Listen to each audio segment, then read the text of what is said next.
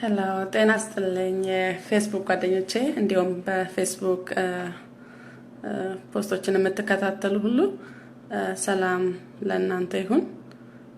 እስከዛሬ ድረስ ሜቢ የምታውቁኝ እኔን ስለ ኢየሱስ ክርስቶስ ፖስት ሳረግ ነው ወይ ደግሞ ስለ ሃይማኖት ፖስት ሳረግ ነው። ዛሬ ግን ወደዚህ እንድመጣ በቃል ያስገድደኝ አንድ ነገር አለ። እሱንም ከናንተ ጋር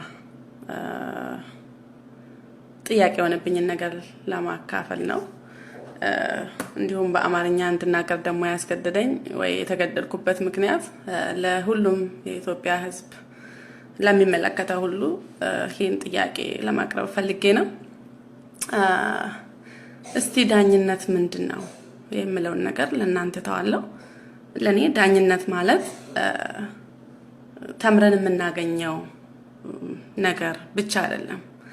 ዳኝነት ለኔ ከቤተሰብ የምናገኘው እውነት ከአስተዳደግ የምናገኘው እና አብረን ደግሞ የምንፈጠረው ህሊናችን ነው። ዳኝነት ማለት እውነትን መፍረድ ከቻል በጻንነታችን እውነትን አውቀን ካደግ ከቤተሰቦቻችን ስናድግም እውነትን የመፍረድ እድሉ ይኖረናል። ነገር ግን በውሸት ካደግን ግን ዳኝነት ስለተማርን ወይ ዳኛ ስለሆን እውነትን መፍረድ እሱ ብቻ አያስችለንም። ወደ ዋና ቁም ነገሬ ስመለስ ስለ በአሁን ሰዓት እንኳን ይሄንን መናገር ለኔ ከባድ ነው። ምክንያቱም ከምን ጊዜውም በላይ ህዝቤ ያለ ጥፋቱ ወደ ገደል የተወረወረበትና የጥይት ሩምታ የተለቀቀበት ጊዜ ነው። ከምንም ጊዜ በላይ ሀዘን ልብ በሀዘን የተሰበረበት ጊዜ ነው። በጣም ነው የተሰማኝ፣ በጣም ነው ያዘንኩት። ራስ ምታት እስከሚይዘኝ ድረስ ነው። ይሄን ሀዘን ደግሞ ያዘነው እኔ ብቻ አይደለሁም እና ሁሉም የኦሮሞ ህዝብ የኢትዮጵያም ህዝብ ነው። እኔም እንደማንኛውም ኦሮሞ እጅግ በጣም ነው ጠለቅ ያለ ሀዘን የተሰማኝ እና ከዚህ ጋር በተያያዘ ነገር የአማራውን ህብረተሰብ የምጠይቀው ነገር አለ። አንዳንድ ጥያቄዎች አሉኝ። ከዋናዎቹ እስከዛሬ ድረስ ጥያቄ የሚሆኑብኝ ነገሮች ነው። በአሁን ሰዓት ለምን ይሄንን አነሳሽ ልትሉኝ ትችላላችሁ። አሁን ተባብረን ወያኔን ወይ ደግሞ የዲክታተርሺፕ እና ጨቋኝ መንግስት የምናወርድበት ሰዓት ነው እንጂ የልዩነታችንን የምናወራበት ሰዓት አይደለም ልትሉኝ ትችላላችሁ። ግን ነፃ ያልወጣ ህዝብ፣ ያልተለወጠ ህዝብ ለውጥን ይፈልጋል ወይ? ይሄን ጥያቄ ነው። ለምን ይሄን እንዳልኩም አብራራለሁኝ። እንደዚህ ያልኩበት ምክንያት የኦሮሞ ህዝብ በደል መቼ ነው የጀመረው? እንዴትስ ነው የጀመረው? የኦሮሞ ህዝብ የተበደለው የተገደለው ወደ ገደል የተወረወረው መብቱን የተነጠቀው ሰብአዊ መብቱን የራስን እድል በራስ የመወሰን መብቱን የተነጠቀው በኢህአዴግ ዘመን ብቻ ነው? ይሄን ጥያቄ ለእናንተ ተዋለሁ፣ በተለይ ለአማራው ህዝብ። ይሄንን ስናገር ወይስ ጠይቅ ግን ቂም ለማውራት አይደለም። አንዳንድ ፖስቶች ላይ አንዳንድ አማራ ተወላጆች ወይ ደግሞ ሌላም የኢትዮጵያ ብሔረሰብ ሊሆን ይችላል ገና ኢህአዴግ ሳይወድቅ ኦሮሞ ግፍ በስቶበት እጄን አልሰጥም ምንም ሳልበድል መገደል እንደሆነ አልቀረም፣ ስለዚህ ነፃነቴን አሳውጄ ልገደል ብሎ እናት ልጇን ሰጣ። ሁለት ልጅ ወልዳ ሁለት ልጆቿን አጣ፣ እጇን አጣጥፋ በሀዘን ተኮራምታ እስከምትቀመጥ ድረስ ለነፃነቱ እያለቀ ያለውን ህዝብ ታዲያ የራስን እድል በራስ የመወሰን መብት ለምን አይገባው? ለምን ኦሮሞ ይገነጠላል አይገነጠልም ኢህአዴግ ከወደቀ በኋላ ተብሎ ለምን የአማራው ህዝብ ላይ ጥያቄ ይሆናል? ሌላው ቢቀር ባለፈው በሞቱት ወገኖቻችን ሀዘኑን ገና አልለቀቀንም። እነሱን እንኳን እያስታወስ ለዚህ ህዝብ ታዲያ የራሱን እድል በራሱ የመወሰን ቢሰጠው ቢገነጠል ይቅርታ አድርጎ ከሌላ ህዝብ ጋር መኖር ቢችል ባይችል ምን ያንሰዋል የኦሮሞ ህዝብ? ሌላኛው ደግሞ መበዳደል ያለ ነገር ነው።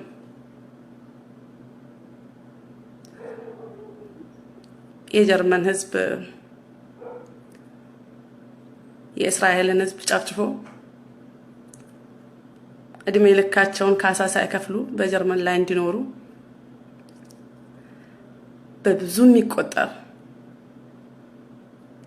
ገንዘብ ካሳ ተከፍሏቸው በአደባባይ ይቅርታን ተጠይቀው እስከ ዛሬ ድረስ ግን ይሁዶች ወይ ደግሞ እስራኤሎች በአሜሪካ ቲቪ ሚዲያ፣ በጀርመን ቲቪ ሚዲያ፣ በዓለም አቀፍ ስለ ናዚ መጥፎነት ይወራል። ምንም እንኳን የጀርመን ህዝብ ይቅርታ ቢጠይቅም እንደዚሁ ሃይቲ ላይ ያለቁ ሰዎች አሉ።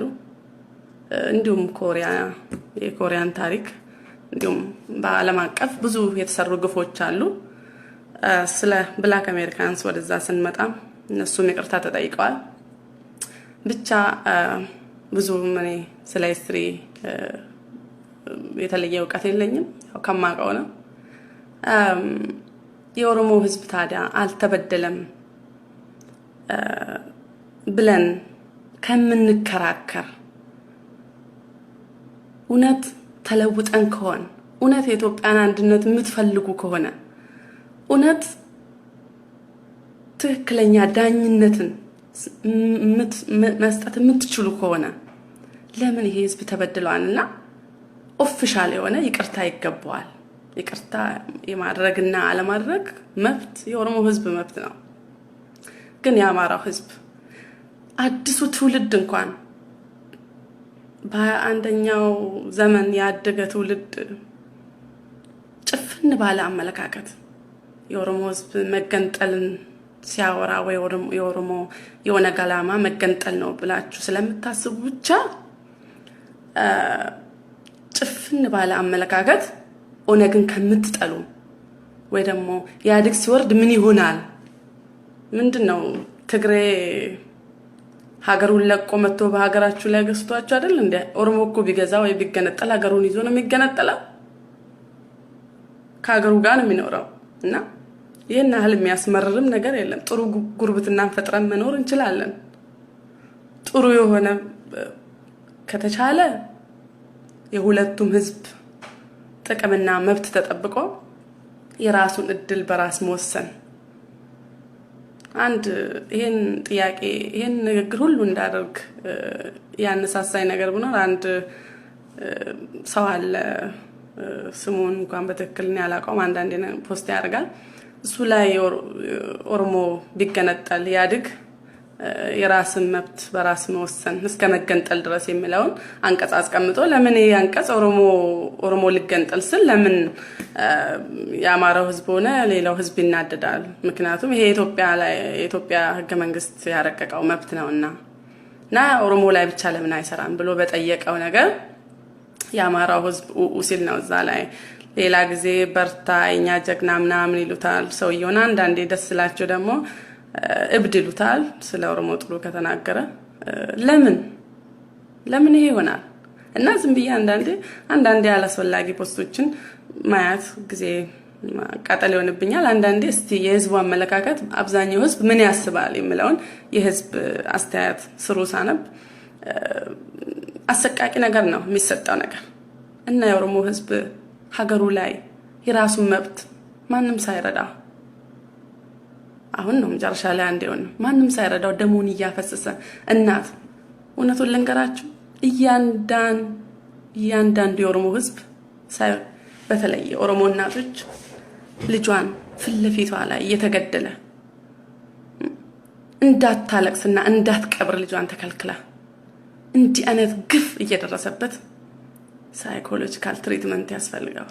የቀረው የሞቱት ሞተዋል፣ አንዴ ተሰውተዋል። የቀሩት ግን ያላደጋገር ሆኖ ነው እንጂ እኛም የቀረነው ሳይኮሎጂካል ትሪትመንት የኦሮሞ ህዝብ ያስፈልጋል። ግፍ ነው የተሰራበት የኦሮሞ ህዝብ ላይ አሰቃቂ እና ይህን ያህል ለሀገሩ የሆነውን ህዝብ የራሱን መብት ማን ይወስንለታል ከራሱ በስተቀር? ስለዚህ የአማራ ህዝብ ሆይ ከኦሮሞ ጋር ሰላም መፍጠር የምትችሉት የኦሮሞ መበደል አምናችሁ እንደኔ አመለካከት ነው። ማንም ሰው አመለካከቱን መስጠት ይችላል። ኦሮሞ ተበድሏል። አዲሱ ጄኔሬሽንም ቢሆን ይሄን እመኑ። እናንተ ባትበድሉም አያቶቻችን በድሏል ብላችሁ እመኑ። ጭፍን ባለ አመለካከት ኦሮሞን አትጥሉ፣ መገንጠሉን አትጥሉ። ለምን ኦሮሞ መገንጠል ፈለገ? ለምን አስቡ። እና ኦሮሞ ተበድሏል። እውነት ነው፣ ተበድሏል። ብታምኑ ባታምኑ የኦሮሞ በደል እና መበደል፣ እልቂት፣ መገፋት የተጀመረው በወያኔ ዘመን አይደለም። ብቻ አሁን እንኳን እያያችሁ ይሄ ግፍ እየደረሰ ያለ ጥይት ህዝባችን ደረቱን ለጥይት ሰጥቶ ለመብቱ እየሞተ እና ወያኔ ቢሄድ የኦሮሞ አንድ ሰው ተነስቶ ኦሮሞ ይገነጠል ችግር የለውም ብል ነፍስ ይገንጠል ምን ይገንጠል ብላችሁ የምትሰድቡት ምን ስለሆነ ነው? ኦፊሻል የሆነ ይቅርታ ለኦሮሞ ህዝብ ይገባዋል። ማንኛውም የኦሮሞ ህዝብ ከይሁዳ ህዝብ በታች አይደለም። የኦሮሞ ህዝብ ከማንኛውም የዓለም ህዝብ በታች አይደለም። እንደ ማንኛውም ሰው ነው። ስለዚህ ኦፊሻል ይቅርታ ለኦሮሞ ህዝብ ይገባዋል ከአማራ ህዝብ። ከዛ በኋላ የኦሮሞ ህዝብ አብሮ መኖር አለመኖር ይቅርታን ማድረግ የኦሮሞ ህዝብ መብት ነው። ስለዚህ እባካችሁ ጭፍን የሆነ አመለካከታችሁን፣ ጭፍን የሆነ ጥላቻችሁን ከኦሮሞ ህዝብ እንድታነሱ በትህትና ጠይቃለሁ።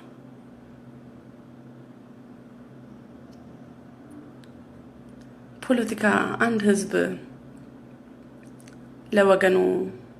ስለ ወገኑ ለመናገር ለወገኑ ለወንድሙ ለማዘን ለእህቱ ለማዘን ለሀገሩ ለማዘን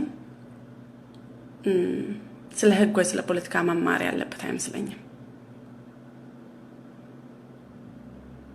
ባለፈው አትሌቱ ቀነኒሳ ሰልፍሽነት ተሰምቶት ሰልፍሽ የመጨረሻ ራስ ወዳድነት ቤተሰቤ ላይ ካልደረሰ ከእናት ከአባቴ ልጅ በተወለደው ላይ ሞት ካልደረሰ ስለሌላው ህዝብ አይጨንቀኝም ብሎ ለሆዱ የሞተና የቆመ ሰው ፈይሳ ለምን እንደዚህ እንዳደረገ አላውቅም። መቃወም ከፈለገ በአገሩ መብት አለው። መብት ካለው ለምን ህዝቡ ያልቃል? እና አንዳንዶቻችሁ ዛሬ ስትሰጡ የነበሩት አስተያየት አልተማረም፣ ስቱፒድ ነው፣ ተውት። መማር አያስፈልግም ለህዝቡ ለማዘን። ግን ሂዩማኒቲ ሰብአዊነት ነው የሚያስፈልገው። ወንድሙ ቢሞት ያዘን አይደል አብሮ የተወለደው የኦሮሞ ህዝብ ማለት ለሱ ወንድሙ ነው። እና ለዚህ ቀነኒሳ ህዝቡን ለመውደድ መማር ያለበት አይመስለኝም። ስለዚህ ይህን ሰው ጨካኝና ራስ ወዳድነት ብዬ ትቼዋለሁ። እና እኛም እንደዛ መሆን የለብንም እባካችሁ። እና መጀመሪያ አላማችን የህዝባችንም የሁለታችን ህዝብም አላማ ወያኔ መጣል ነው።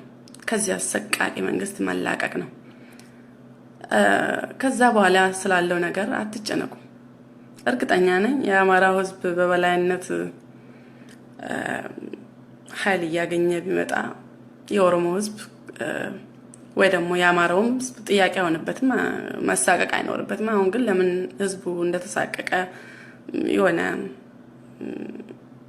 ፍራቻ ለምን እንደተሰማው ለምን ገና ኦሮሞ የሚሆነው ነገር ስለሚጨንቀው ኦሮሞ ግፋብል የሚሆነውን ነገር ታውቃላችሁ። እንደ ትግሬ ሀገሩን ለቆ ሌላ ሀገር ሄዶ ልግዛ ብሎ አስገድዶ ኦሮሞ የዋህ ህዝብ ነው። የኦሮሞ ህዝብ በጣም የዋህ ህዝብ ነው።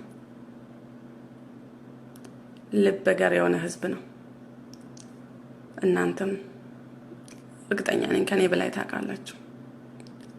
ስለዚህ ባካችሁ በቁስላችን ላይ ሾክ አትስደዱ። በኦሮሞ ህዝብ ቁስል ላይ ሾክ አትስደዱ። ይቅርታ እንጂ በደልን አምኖ ይቅርታ እንጂ ፍቅርን የሚያመጣው በጭፍንነት የተበደለን ህዝብ አልተበደልክም ማለት ድጋሚ መበደል ነውና ሰው ከተበዳደለ ባልና ሚስት ተጣልቶ ወይ ደግሞ አብራችሁ የምትሰሩትን ሰው ተጣልታችሁ ክፉኛ ተበዳድላችሁ ያለ ይቅርታ ተቀላቅላችሁ ታውቃላችሁ? ከተቀላቀላችሁም ደግሞ ከአንገት በላይ የሆነ መቀላቀል ነው የሚሆነው። ስለዚህ እውነታውን አምናችሁ ተቀብላችሁ የኦሮሞ ህዝብ ኦፊሻል የሆነ ይቅርታ ያስፈልገዋል ብላችሁ ከዛ በኋላ ፍቅር ነው እንጂ ፍቅርን የሚያመጣው ጭፍን ጥላቻ አይደለም ፍቅርን የሚያመጣው። ስለዚህ የኦሮሞ ህዝብ አልተበደለም ብትሉ ውሸት ነው። ከአሮጊት እስከ ወጣት እስከ ህፃኑ ድረስ ማንም ታሪኩን ያጣ የለም። እናንተም ታውቃላችሁ። እና ስለዚህ አንድ ጊዜ ኢንተርቪው ተከታትዬ ስሙን በትክክል እንኳን አላስታውሰውም። አይ ቲንክ ፍጹም ይባላል መሰለኝ። አማራ ነኝ፣ ኦሮሞ ሀገር ነው የተወለድኩት፣ ንጹህ አማራ ነኝ አለ እና ኦሮሞ ተበድለዋል ያለ አማራ እሱን ብቻ ነው ያየሁት እስከዛሬ ድረስ። አደነቅኩት። ጥፋትን አምኖ መቀበል ትልቅ ችሎታ ነው። ሁላችሁም አማሮች እንደዛ ልጅ ብትሆኑ አድናቂዎች ሆን ነበር። እና የተበደለን ሰው አልተበደልክም ማለት የተገደለን ሰው ወንድሙን ገለ አልተገደልክም ምንም አላጣህም ማለት ድጋሜ መበደል አይደለ? እባካችሁ በትህትና እንጠይቃችሁ ቢኖር ይሄንን ነው። የኦሮሞ ህዝብ ከምንስ ያንሳል? ይቅርታ ለመጠየቅ ሲያንሰው ነው።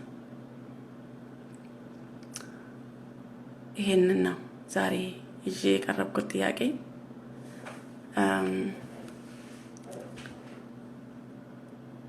ፍቅር ነው ፍቅርን የሚያመጣው ጥላቻን አይደለም። ስለሌላው ነገር በኋላ ብታስቡበት ይሻላል። አሁን አላማችን ያለቁትን በጸሎት የምናስብ በጸሎት ብንችል በጉልበት ባንችል በሞራል ከህዝባችን ጎን በመቆም ይሄን አሰቃቂ የሆነ አስተዳደር ከላያችን ላይ አሽቀንጥረን መጣል ነው የህዝባችንም የኛም ዓላማ። ስለዚህ ገና ለገና በኋላ በምን ይሆናል የህዝብ ጥላቻችሁን ብታቆሙ ደስ ይላል። ሌላው የሃይማኖት አባቶች በመጨረሻ የረሳሁትን ነገር ለመጨመር አንድ ሃይማኖት አባት እንዲህ አለ፣ እግዚአብሔር የሚያቀን በኢትዮጵያዊነት ነው አለ።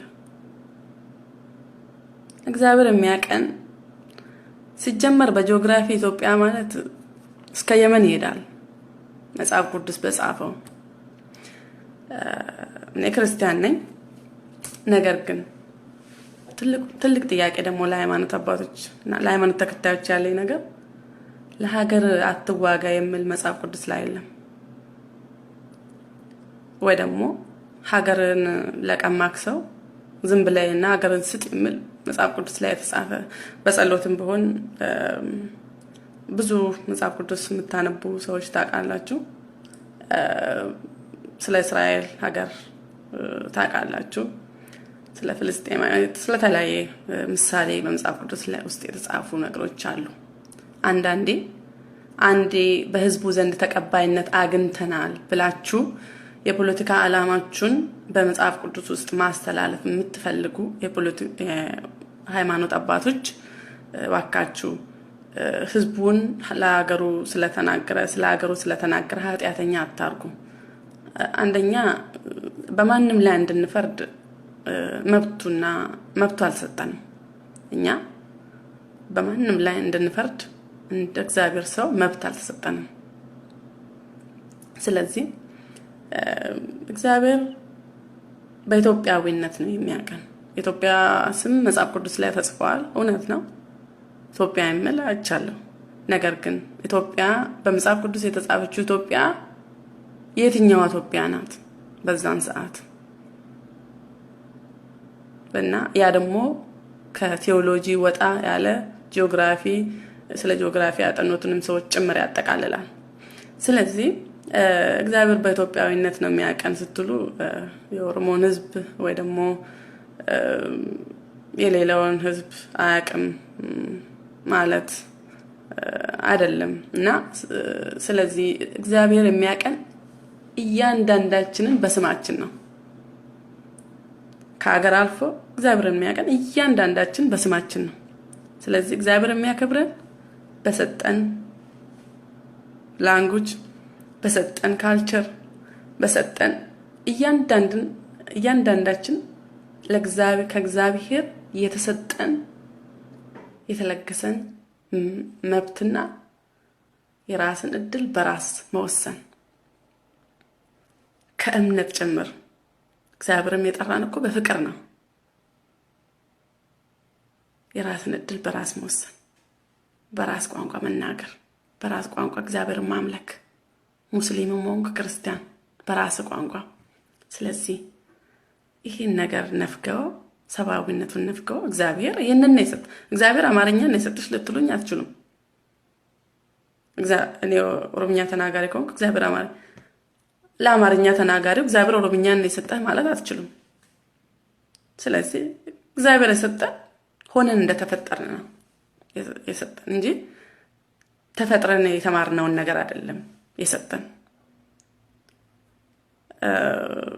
ስለዚህ የኦሮሞን ህዝብ ጥያቄ እንደ ኃጢአት አትቁጠሩ። ምንም አይነት ከሃይማኖት ጋር የሚገናኝ ነገር የለም። ለሀገር መዋጋትም ወይ ስለ ድንበር ስለ ህዝብ መቆርቆር ኃጢአት አይደለም። አስቴር በሞላ በንጉስ ቤት የወይን ጠጅ በሞላበት ስለ ህዝቧ አመድን ለብሳ ትጸልይ ነበር ይላል መጽሐፍ ቅዱስ ሲናገር። እንዲሁም እስራኤሎች ግብጾች